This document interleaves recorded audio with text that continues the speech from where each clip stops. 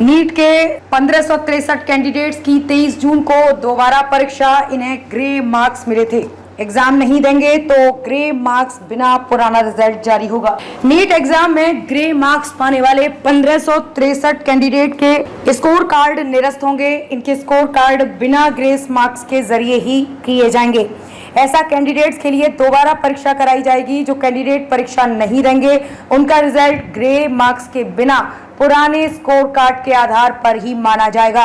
केंद्र ने supreme court को बताया कि जिन 1563 छात्रों को ग्रे मार्क्स दिए गए थे उन्हें 23 जून को दोबारा परीक्षा देने का विकल्प दिया जाएगा। एनटीए के वकील ने बताया कि दोबारा परीक्षा को लेकर आज ही नोटिफिकेशन जारी किया जाएगा। ये 23 जून को आयोजित की जा सकती है। नतीजे भी जून में ही जारी किए जा सकते हैं ताकि जुलाई में शुरू होने वाली काउंसलिंग प्रभावित ना हो और सभी बच्चों की काउंसलिंग एक साथ हो सके। सुप्रीम कोर्ट में रिजल्ट को चुनौती देने वाली 3 याचिकाओं पर सुनवाई।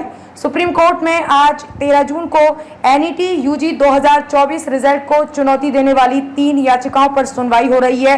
ये याचिकाएं 4 जून को रिजल्ट आने के बाद दाखिल की गई थी।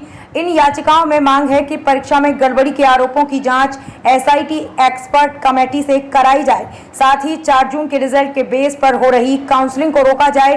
5 मई को हुई नीट परीक्षा रद्द की जाए और एग्जाम दोबारा कराया जाए।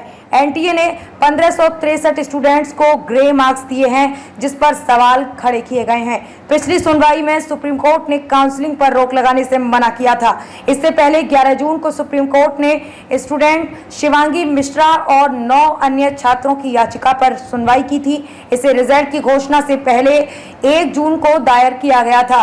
कैंडिडेट्स ने बिहार और राजस्थान के एग्जाम सेंटर्स पर गलत क्वेश्चन पेपर्स बंटने के चलते हुए गड़बड़ी की शिकायत की थी और परीक्षा रद्द कर एसआईटी जांच की मांग की गई थी। हालांकि सुप्रीम कोर्ट ने नीट काउंसलिंग पर रोक लगाने से इनकार कर दिया था और एनटीए को नोटिस जारी किया था।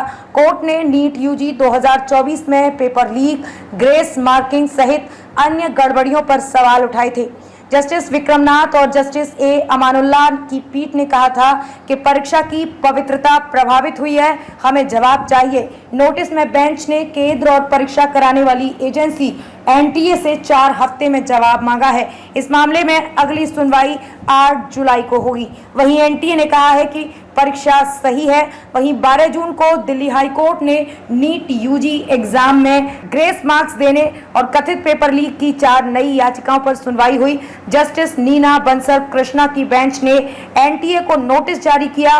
कोर्ट ने अगली सुनवाई की तारीख 5 जुलाई रखी है। इसमें सुनवाई रोस्टर करेगी। सांसद का दावा 720 में से 720 अंक पाने वाले सभी 67 छात्र फरीदाबाद क्षेत्र से हैं।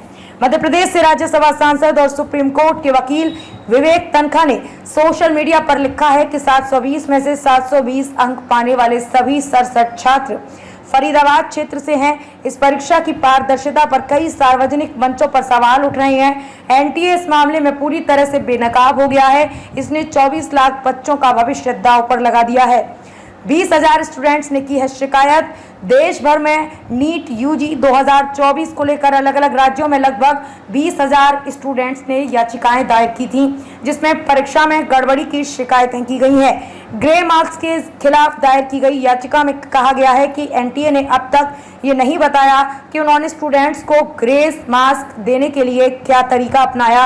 वहीं एग्जाम के पहले एनटीए की तरफ से जारी इंफॉर्मेशन बुलेटिन में भी ग्रेस मार्क्स देने के प्रावधान का जिक्र नहीं था। ऐसे में कुछ कैंडिडेट्स को ग्रेस मार्क्स देना सही नहीं है।